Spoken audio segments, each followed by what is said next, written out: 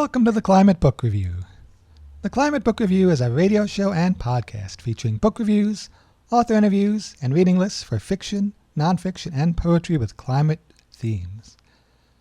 The Climate Book Review airs every Friday at 10:30 a.m. Central on WDBX 91.1 FM, solar-powered community radio for Southern Illinois. You can also find the show online at wdbx.org, climatebookreview.com, and on your favorite podcast app or site. The Climate Book Review is hosted by me, Tree Song. The two main segments of the show are the Climate Book of the Week and the Climate Reading List of the Week. If you have any suggestions for the show, please email us at info@climatebookreview.com. And I'm happy to be back on the air after a hiatus of a couple of weeks, a little over a month actually. But now we have some new Climate Book of the Week and Climate Reading List of the Week to send your way.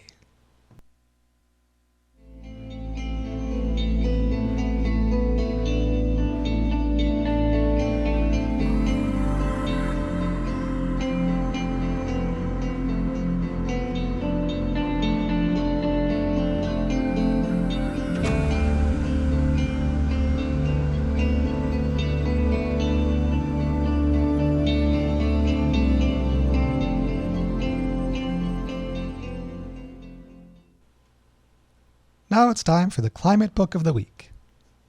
This week's Climate Book of the Week is All We Can Save, edited by Ayanna Elizabeth Johnson and Catherine K. Wilkinson.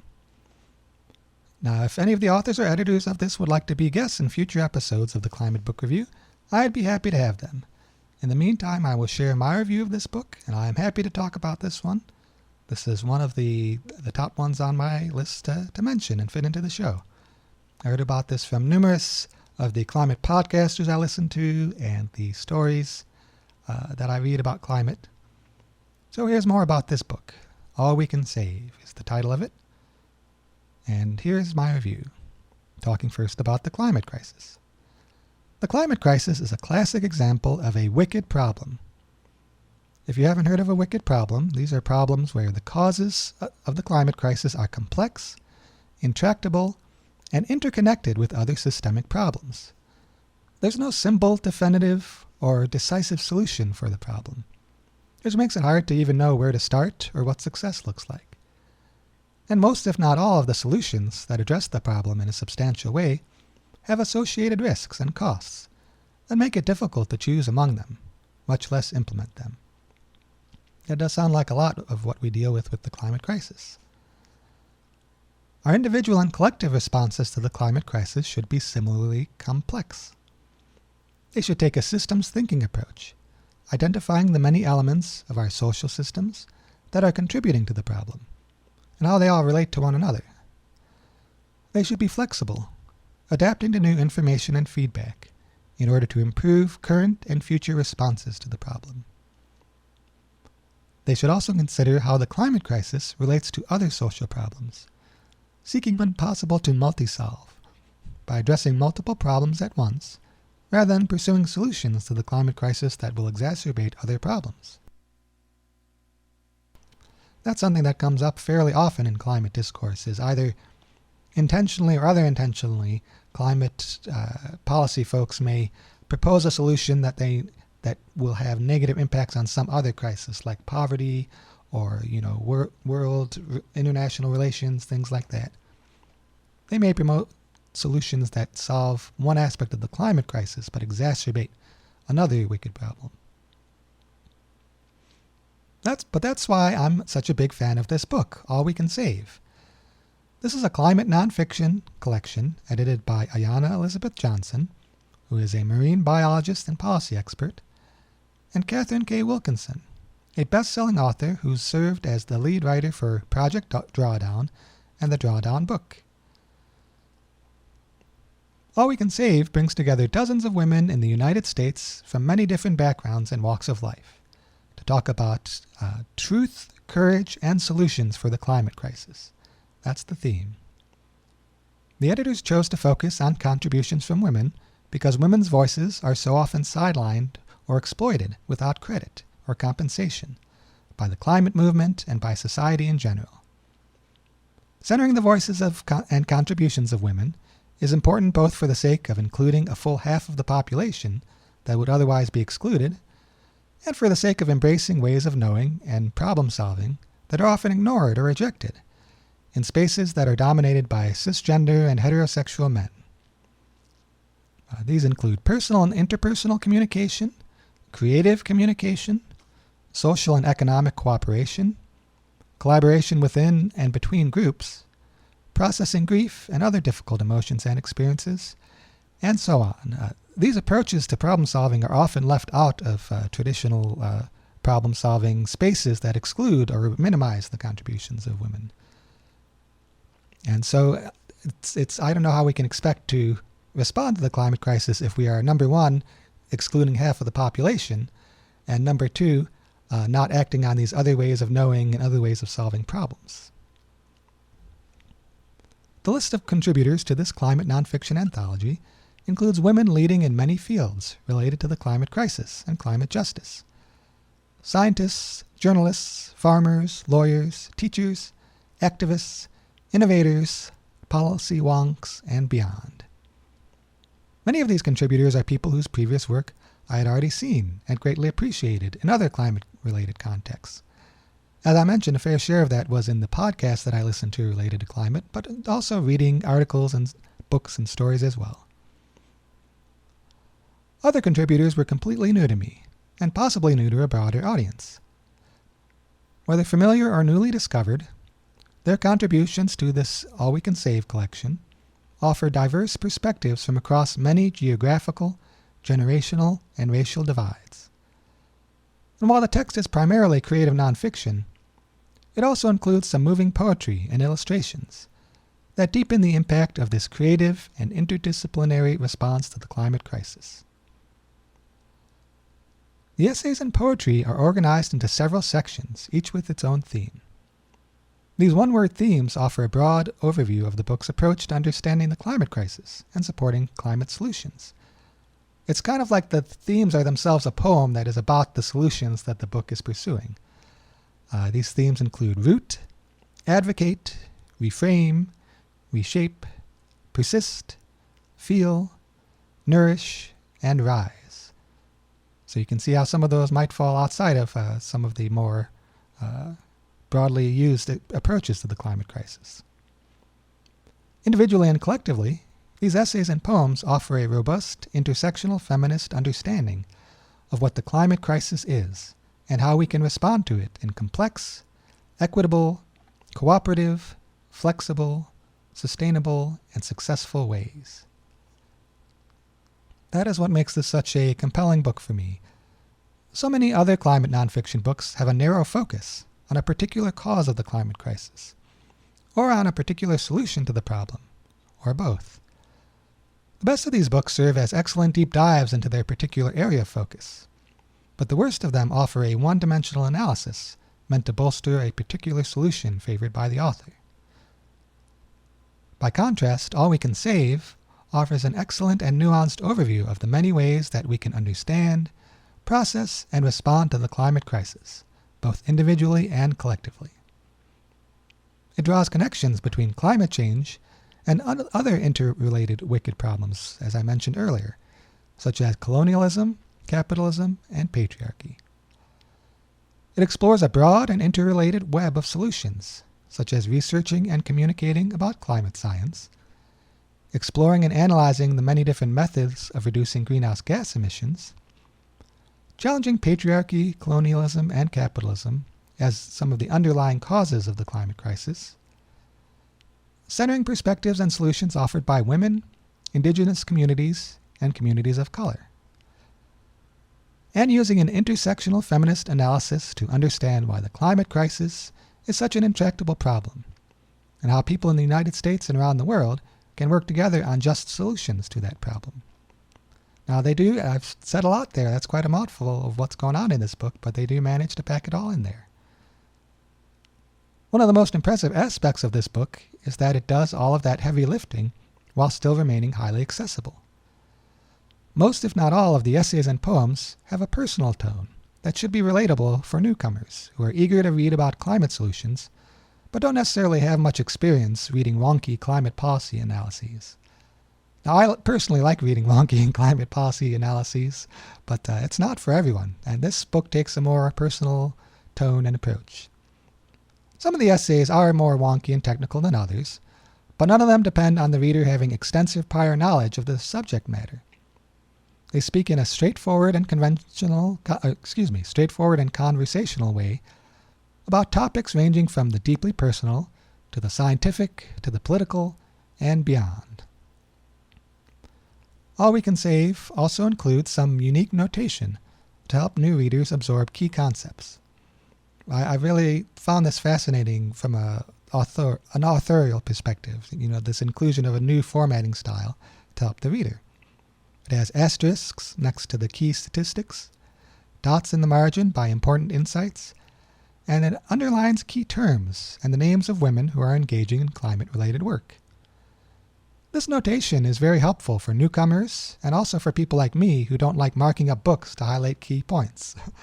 I'm more of a note-taker than a highlighter. I've seen people who will just write and scribble and highlight all through the book. I can't bring myself to do it. I have such a love for books. I would rather do sticky notes or a separate document than do that. But to each their own. It's great if you do that. But if you do write highlighting, you've already got sort of a pre-highlighted book in All We Can Save. And yet even with all of this accessibility, All We Can Save still has so much to offer for people who have read all of those wonky policy analyses out there.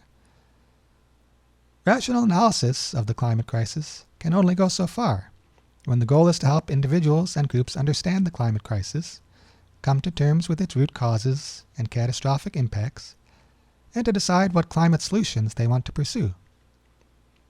Most readers will only fully connect with the urgency of the climate crisis and the promise of climate solutions if they hear about it through personal narratives and compelling storytelling. These chapters, individually and collectively, have a personal and solutions-oriented tone that breathes life into the climate crisis, into the potential solutions, and the people doing the work. All We Can Save lives up to its ambitious tagline of truth, courage, and solutions for the climate crisis, does a deep dive into the climate crisis, and comes back up with an amazing collection of analyses, commentary, action steps, and storytelling from many of the leading voices in the movement for climate justice. It offers a remarkably comprehensive overview of many different approaches to responding to the climate crisis, including stories and examples from many women who are doing the work out there. And if one of the chapters offers an approach that particularly resonates with you, the reader, you can check out the work of that particular contributor for a deeper dive. You can sort of see this as like a sampler pack of what all of these authors are writing about and working on, and if one of them interests you, you can seek out more information. Also, if you like what you've read, you can also check out the All We Can Save project.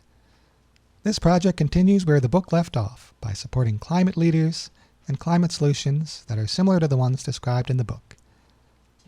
This includes an emphasis on changing the narrative around the climate crisis and climate justice, building community among the advocates for climate justice, and offering an educational program and resources for people who are looking to deepen their understanding and participate in meaningful and effective solutions.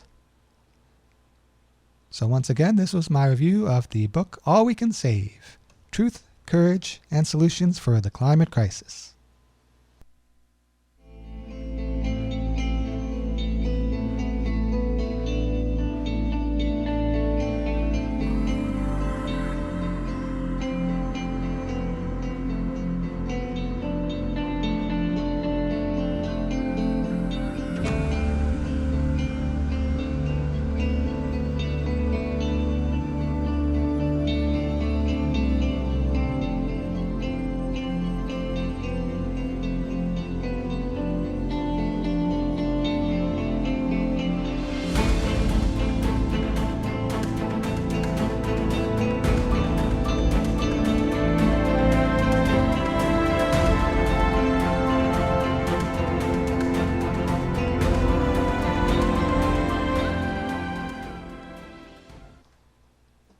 Now it's time for the climate reading list of the week. This week's climate reading list of the week is the Green New Deal. We have a reading list here about the Green New Deal. So what is this Green New Deal people are talking about? It's not at its peak of popularity in the U.S., but it is still a lot of discourse around it within climate justice advocates. So the Green New Deal is a proposal to respond to the climate crisis through public policies and programs that achieve social and economic benefits while also mitigating emissions and adapting to the climate crisis. The name of the Green New Deal is inspired by President Franklin D. Roosevelt's New Deal of the 1930s, of course. The term often refers to such proposals in the United States, which is also where the original New Deal happened. But there have been similar proposals with significant momentum in Europe, Canada, Australia, and beyond. There have also been proposals here in the U.S. before the current round of ones that have gotten popularity. People have talked about this idea for a little while, and here it is gaining some momentum. This reading list features books about the Green New Deal. If you know of any good books on the subject that we haven't included here, you can let us know. info@climatebookreview.com. So how do we include books in these lists like this? When I put together these reading lists, I focus on a few different criteria like the accuracy, significance, engagement, and popularity of these books. I found more books than I added to the list that related to the Green New Deal. There are obviously some that are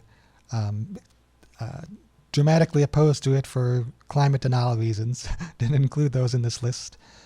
These are all books that seem to have some rooting in the science and some effort to solve the problem from a framework of climate justice. So here are some of the titles that I found. There's The Green New Deal and Beyond, Ending the Climate Emergency While We Still Can, by Stan Cox with a foreword by Noam Chomsky.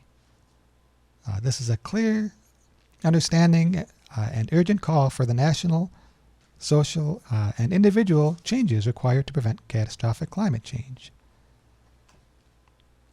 So another title on the list is called Winning the Green New Deal, Why We Must and How We Can. And this one is related to the Sunrise Movement. If you've been reading any news about climate activism, you've probably heard about the Sunrise Movement.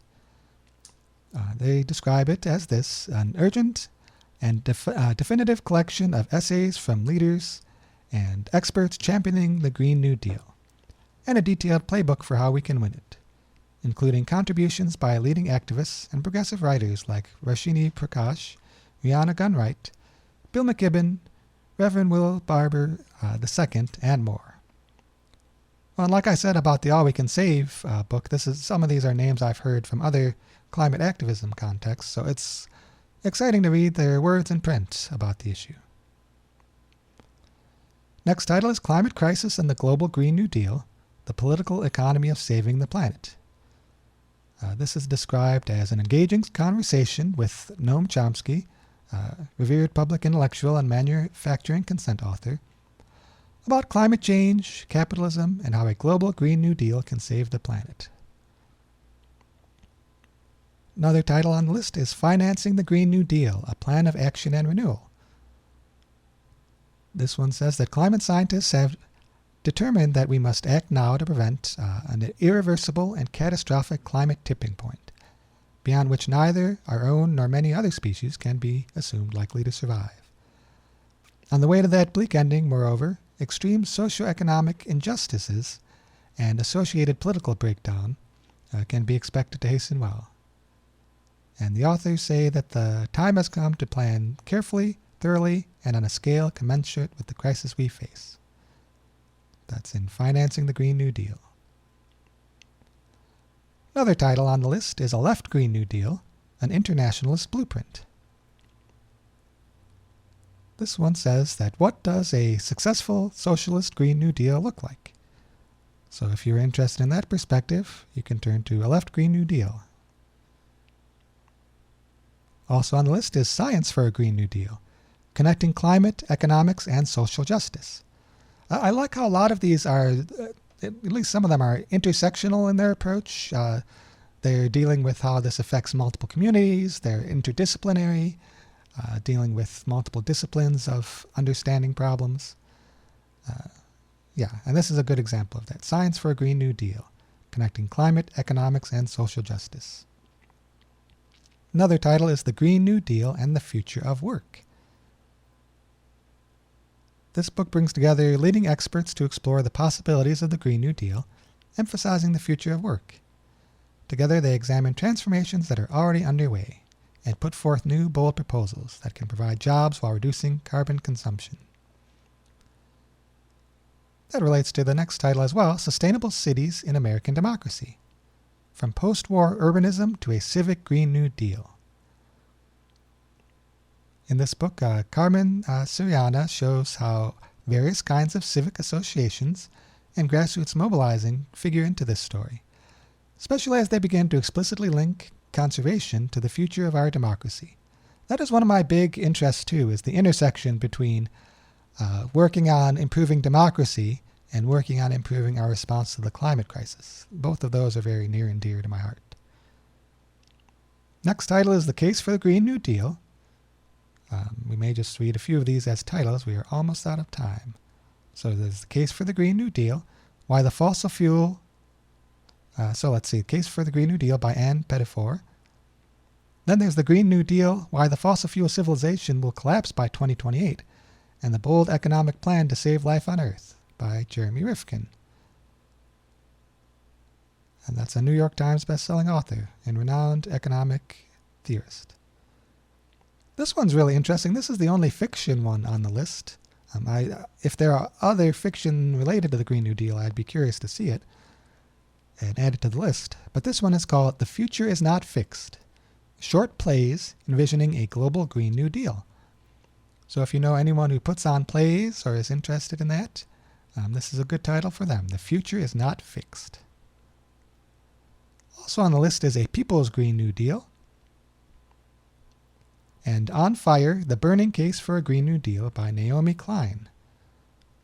Naomi Klein's work has always moved and guided me, as a quote from Greta Thunberg. So lots of people talking about this book. It shows Klein at her most prophetic and philosophical, investigating the climate crisis not only as a profound political challenge, but also a spiritual and imaginative one. Now this one, I haven't really read much about this one, but I included it just because of the interesting premise. Jesus would demand a Green New Deal. The story of why one Christian pastor went on a 12-day fast for the Green New Deal. I've heard some faith-based advocacy for the Green New Deal. I'd not heard this story of a Christian pastor going on a 12-day fast for it. So that sounds like a fascinating story. We also have Planning Framework for a Green New Deal, Planning a Sustainable Future. And there's a list on the well as well. If you're not interested in reading and want something along the lines of posters, there's Posters for a Green New Deal. 50 removable posters to inspire change. I found that interesting. I haven't really seen many books that are about posters, but these are all posters that are sort of, celebrating and explaining and highlighting the Green New Deal. So once again, if you want all the details on the Climate Book of the Week and the Climate Reading List of the Week, you can go to climatebookreview.com.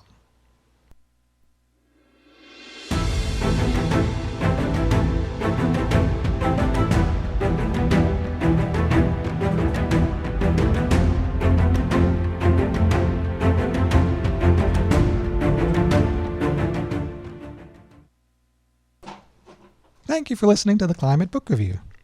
You can find more information about this episode and show at climatebookreview.com. If you have suggestions for the show, please email us at info@climatebookreview.com. That includes if you have reading list ideas, suggestions for books of the week, any of that. info@climatebookreview.com. If you enjoyed this episode, you can support the show by telling your friends, giving the show a 5-star rating on your favorite podcast apps, and especially donating to WDBX by visiting wdbx.org. Thank you to WDBX for broadcasting this and many other good shows. Thank you to Liborio Conti for the music, and Ed Hawkins for the warming stripes graphic used in our logo. It's a fascinating graphic. You can learn more about it at showyourstripes.info. Finally, thank you to everyone who is reading, writing, and taking action in response to the climate crisis. With our powers combined, we can make climate justice a reality.